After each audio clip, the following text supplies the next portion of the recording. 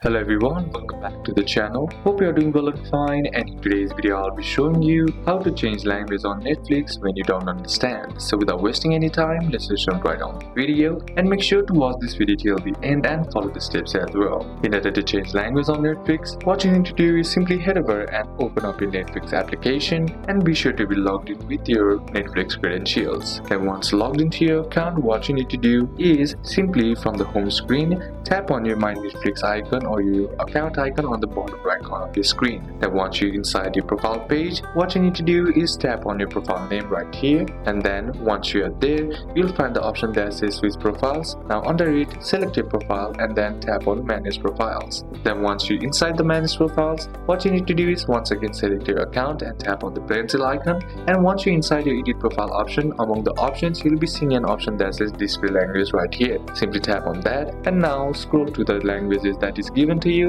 and select the language which is preferable for you, and once done, the selected language will be applied on the Netflix app once you tap on done right here. So these are a couple of steps that you can apply, and that's it for today's video guys. Hope this video was useful to you. Leave a like if it did, comment down any questions that you have, and see you soon on the next one.